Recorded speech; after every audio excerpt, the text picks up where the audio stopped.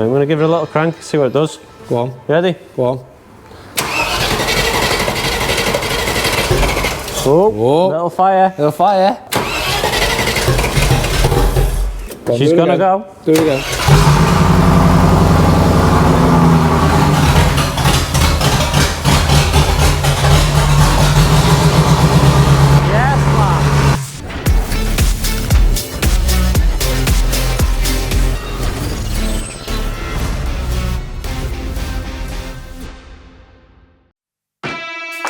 So right guys, welcome back to the channel. Today we're going to get back on with this Range Rover. Now a few videos ago we actually got the car running. That's what it was.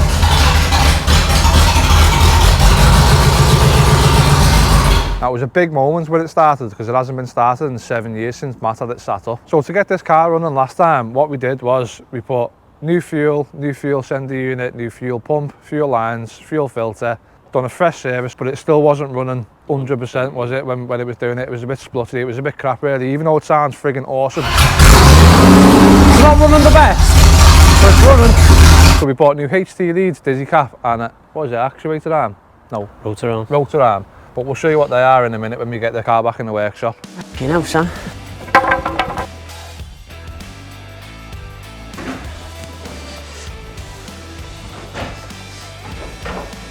Falling water somewhere up there. Probably why it's been rotten. You know what? It's not a big hill, that.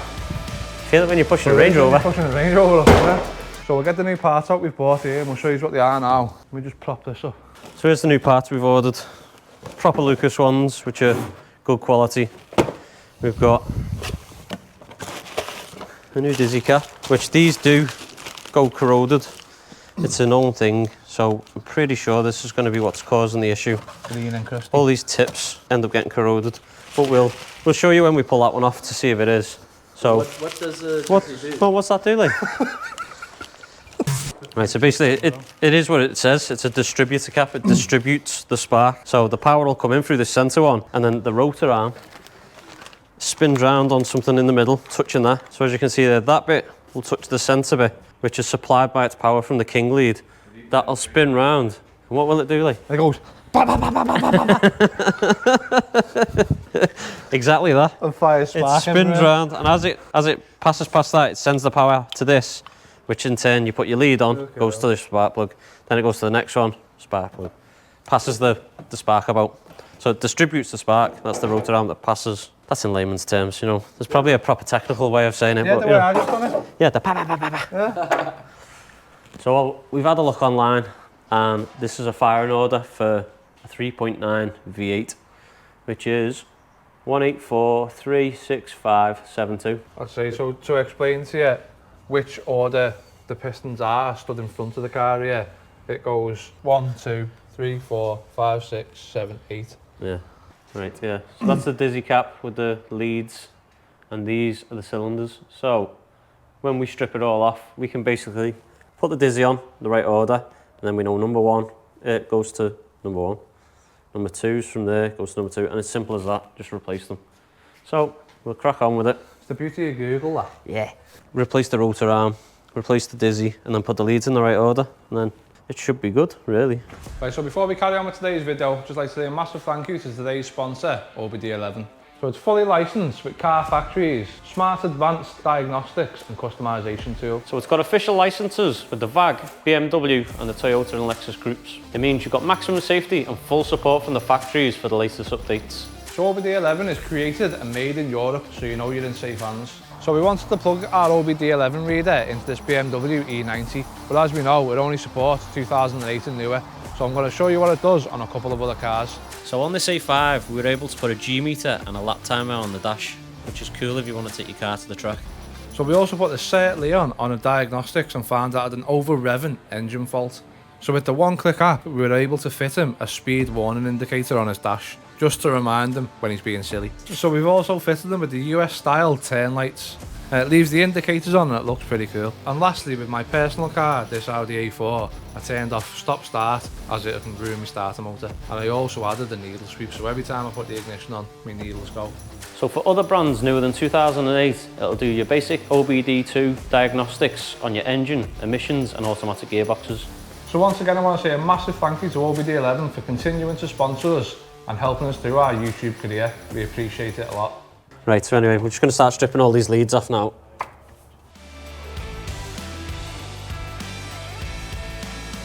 Here's the problem. Jesus Christ. So you can see the white corrosion on them. They're white. That could cause an issue. See, it's white there, but silver at the bottom. It's compared to all spanking silver.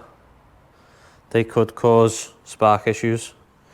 Okay. So we're hoping that's what it is. Why is that one like that? That one's got some kind of little chunk out of it. I don't know how that had to happen, but either way, it's getting replaced, so. So it's looking like that may have been causing Yeah, yeah, it's looking like it. Right, so. Just with a car at this age, never been messed with, you've got that's creating a problem. The leads might be a bit crap. That might have a bit of stuff in it. The spark plugs might be a bit crap. The juice might have been a bit poo. A combination of everything. Everything just all gone wear and tear over time that had never been changed. Just makes something run crap. So there's the rotor arm. We took the dizzy off now. That's the bit that spins with the rotation of the engine. And then obviously touches each one of them, creates a spark to the right cylinder, which makes it run right. But R1, where have we put it now? Well, we've had a look at it. It's a bit corroded, and that's all it really takes to make the spark a bit weak and make it run a bit crap. So that there will only go on one way. See how dirty the end of that is? That should be clean to create a nice spark. It's looking like it could be this that's causing the issue. Now we're going to replace it with the new one. So as you can see there, this one's minging, that one's spanking, and we're going to get that on. That's the rotor arm on. I'm going to chuck the dizzy on.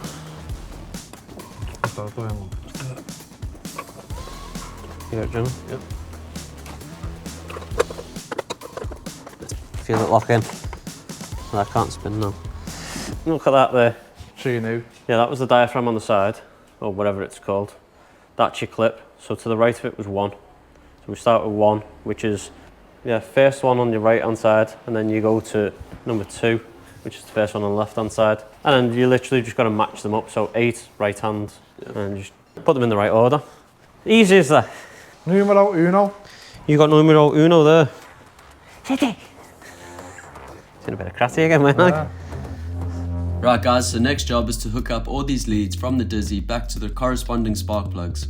Now we have to be absolutely sure we don't get anything wrong, so we're going to use our map we found on Google so we don't get confused. Now it's absolutely important that we get these correct, or this will affect the timing of the engine.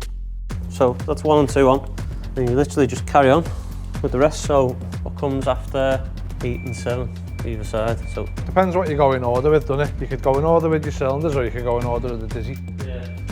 I'd say it was easier if you went in order of the dizzy, because if you've got to think, right, 1 and 2 are here, you go, right, that's sort of opposite that. There's a chance you could put it on, say, the wrong one. Oh, yeah. So if we go 8's next, we know it's cylinder 8 because...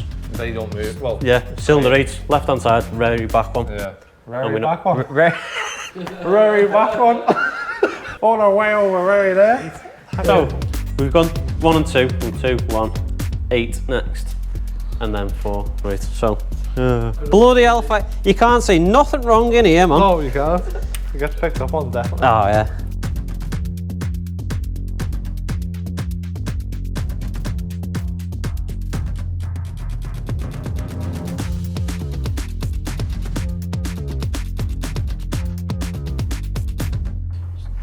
Look at the wear on there. Probably hasn't been changed in a while. Last of all, the king lead right in the centre. I'm pretty sure that coil should be bolted down. Yeah, To sort of air fit. Don't know where.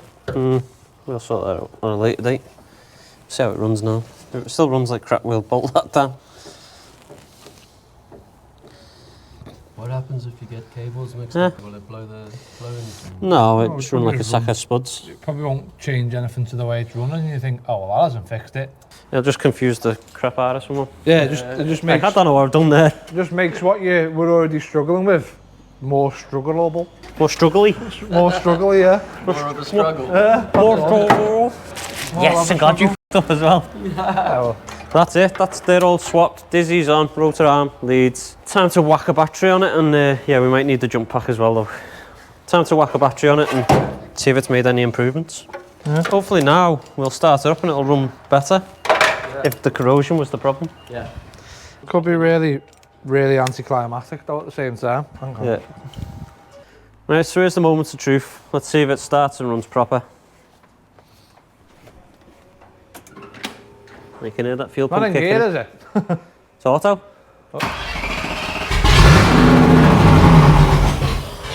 No, still crap. Friggin' whap stuff straight in the eye. No, still poo. Gotta be injectors or something there. Yeah.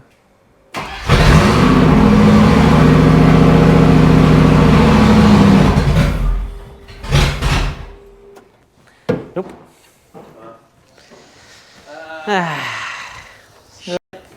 Yeah. So obviously that was not the outcome we were wanting. The new Dizzy has not caused the engine to start running properly, but it needed to be replaced anyway because it was corroded. Yeah, so pretty confident there, the spark's good. Now we're gonna have to move on to fuel. We know it's getting the fuel to the engine. So basically, after doing what we've done, it's literally process of elimination really. You just keep changing stuff until it runs right. You somewhat sort of have an idea of what could be wrong just because of the age of the car. It's been sat for so long, everything's corroded, everything's gone crap and crusty and rusty. So we've just changed the cheapest end of the scale really first. That's a serviceable item as well. Yeah. So that probably needed changing anyway. So the next thing, what I'm about there is going down the route of injectors being like clogged up with. Because it's been sat for 7 years. When fuel crystallizes, it like basically gums up things. So I'm wondering if the injectors are all gunked up. But the only thing I did notice from the inside is the rev gauge didn't work. So I'm wondering if there's like, you know, a signal fault. Like crank sensor normally picks up your RPM, but that's not working. But I don't know. Before removing the injectors and sending them off to be refurbished, there was just 2 more things we wanted to try. So firstly, we wanted to try and earth the coil responsible for sending power to the Dizzy. So we did that and started it up again.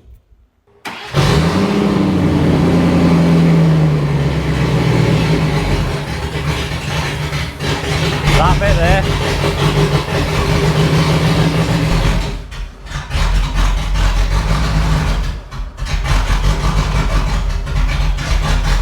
Oh no. Right, so we're trying to turn them off. Yeah.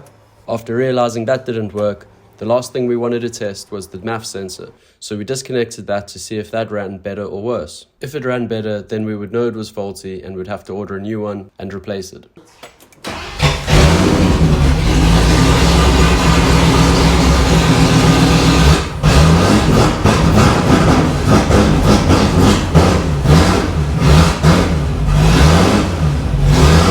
That's better.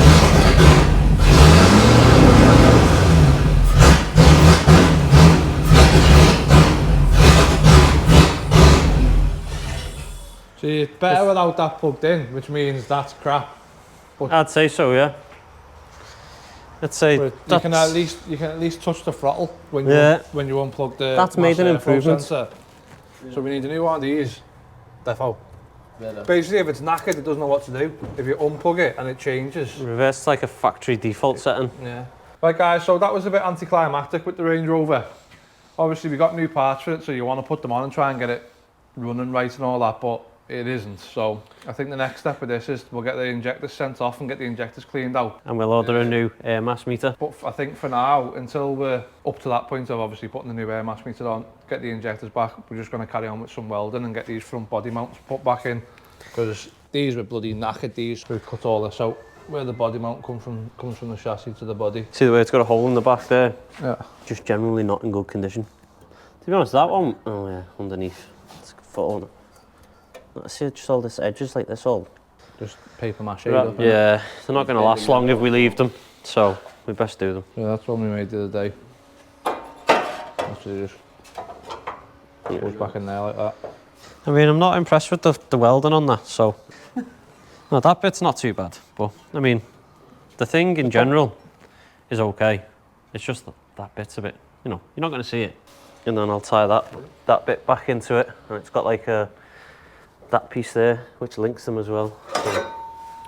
So you've got these two getting put back in, welded in, and then probably just be that finished off. And then passenger and then side. trying to make that run with the dizzy and the leads. Right, with that in mind, the next thing to do was get these injectors out, and then we sent them off to get refurbished. So these are the bits we need testing to see if they're spraying all right or if they're clogged from the old juice. But the tolerances are that fine in there. You know, it's like pinholes, tiny. Yeah. And if any of them are not working, then that could be the issue of it not running right. But yeah, so we're going to try and get them clean depending on the price. If not, we can buy them aftermarket ones from DLS. 35 quid a shot and there's 8 of them. So it's a couple of quid like, but I'd like to just see if they worked first. Right, so Liam's just been on the phone to, what's the name? Alco Diesel? Basically they test injectors. So they're only local to us, so he's going to nip them up there. It's 80 quid plus that to have them all checked and cleaned. So we're going to get that done. He's going to nip out and do that. And then I'm going to start this body mount now because we've got them stripped out. We've got the airflow meter off, which we've ordered as well. How much was that? Yeah, so we've ordered the new air mass meter, which was 72, 73 quid or whatever it was, and a new coil as well, just to eliminate that. And it's an old crusty looking thing, so with us, you know, smartening this truck up, we may as well. Get a nice new shiny one? Yeah, new shiny now, shiny, shiny. So now it's time to crack on with the bodywork. So that bit is going to go in there. I'm going to chop a bit of that out over that way, send that past. I'm going to do that bend, and hopefully that carries on.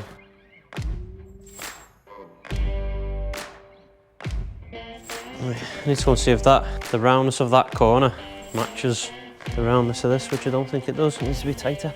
And I need to draw a straight line from there to over here. Right, alter that a bit. Right, so that's just sharpen that corner up a bit to match. And it's a nice 90 degrees, roughly. So now I just need to shorten the body mount that I've made already. And this can run past it and I can weld it all in, hopefully.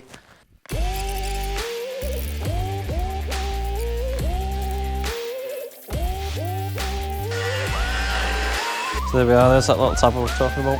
So that bit's going to go past to where I've cut it off. That's going to go under there, and that tab's going to sit on top. So I can weld that as well. That's roughly how it'll be, it's all together. Just give that a coat of weld through primer, just to give it a little bit of protection in case we can't get to the back of it after we've welded it.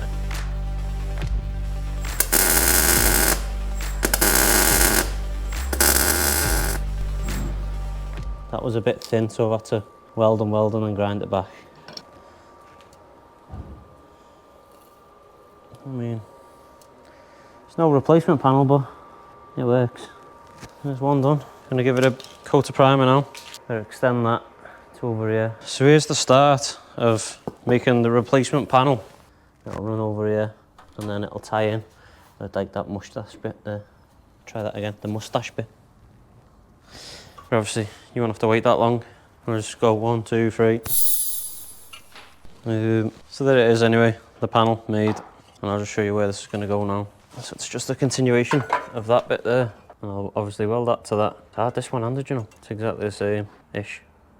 Clean the rest of that up. Lovely jubbly. And then we've got some funny little mustachy looking bit to go on, where it attaches that to this bit that I've just done. Fucking hell, Jano.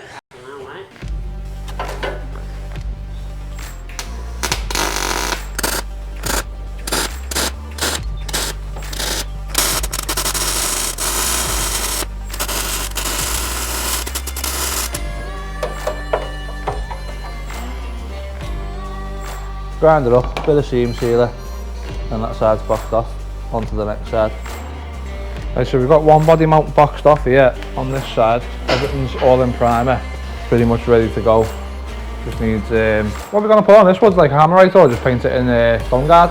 Yeah, so we'll probably stone guard all inside the headlight and all across here. We've cut that out there because that was a nightmare to cut out. So that'll just get somewhat welded back in there. And then we'll get all the underneath, all undersealed, basically till we're up until the point of taking the front axle off in it. But that'll be another video. So for this video, we're just going to get the front mounts boxed off and then get it all in primer, and that's where we'll be up to. So, yeah, here's a little update on this. So that bit, as you've seen, this was all holy.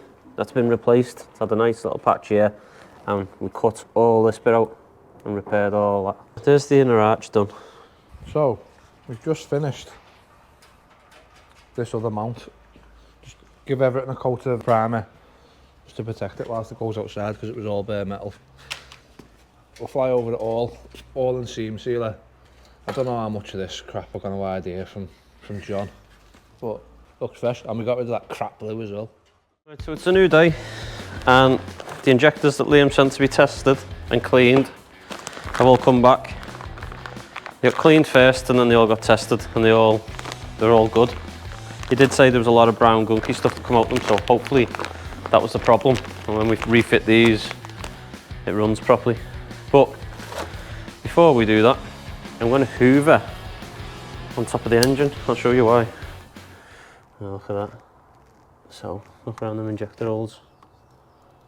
It's just a bit scummy. So, set the hoover up. I'm going to get it hoovered, and then we're going to fit the injectors, and hopefully then it runs properly. Now that's all hoovered off, and get these puppies out. Woohoo! So the next thing to do is install these injectors. Now I don't know if you noticed, but they have little plastic red caps on the ends of them. So Andy's going to need to remove each one of those, but while he was removing one of the red caps, it accidentally fell right into the engine. Ah, you asshole. Ah. Hold that. It fucking popped off, I went straight down that hole. That's not even magnetic, can't even put a magnet down it. Oh my days. Ah, Butterfingers here. Pick up your dildo. Butterfingers Andy. So guys, this was a massive nightmare to try and get it out of the engine. It's not magnetic, you can't fit pliers down there, you definitely can't get your hands in there. But Liam and Andy came up with the genius way of getting it out, and that was to blow compressed air through one side of the engine and to attach a hoover onto the top of the engine where the cap fell down. And surprisingly, it worked. Yeah, got it. Went straight off. Yeah, look at that. Nice. And that is how you do that. Right, so I was taking the rubber off this last injector that I was fitting, and it dropped down that hole. And that hole runs down on an angle over here and under this injector, and then it goes to your valves and all that. So we decided to take the injector out. I blew compressed air down there to loosen it up, and Liam got the hoover on this bit. Right guys, so after installing these fuel injectors, we have a few more things left to do, and that is to install the new mass airflow sensor and the new coil. And once that's done, it's finally time to see if we fixed this engine and got it running better. That's where we are. Let's see if this works.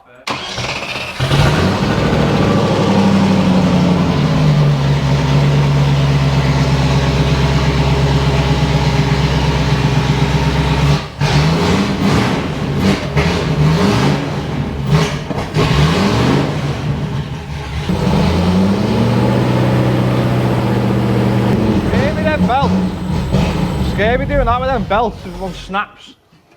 Smack in the face. Right, so it's a lot better than it was. It's just still not 100% still. Right, where next? Where next? To be honest, we need to change that fuel regulator just in case it's that. Yeah.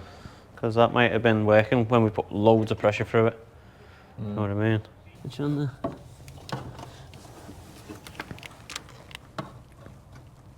There. Yeah. Yeah.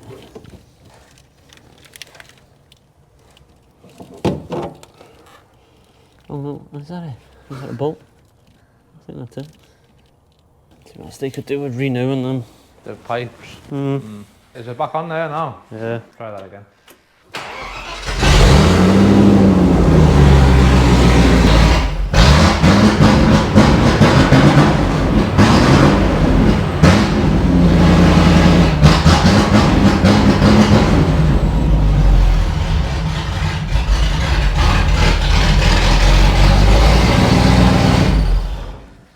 Diaphragm thing, you mean? Ah. The diaphragm thing? Yeah.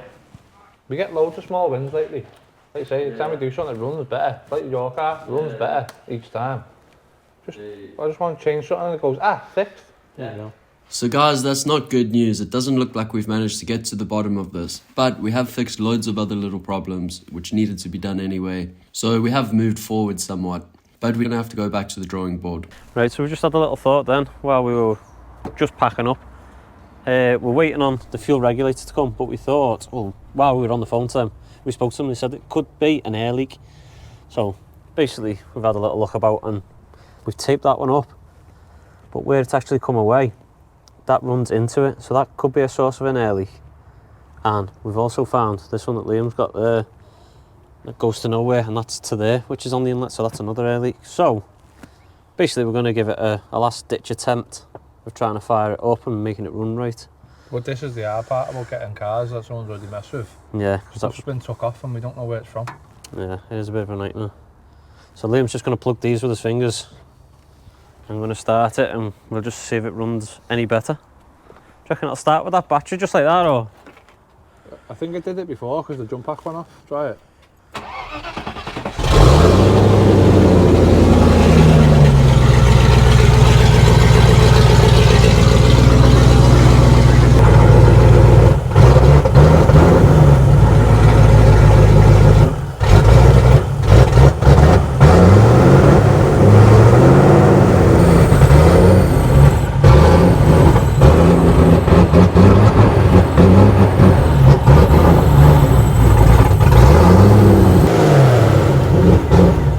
When you rev slow, it revs good. Yeah. It's if you want to just bang it down, Yeah. it doesn't go, I don't know what to do.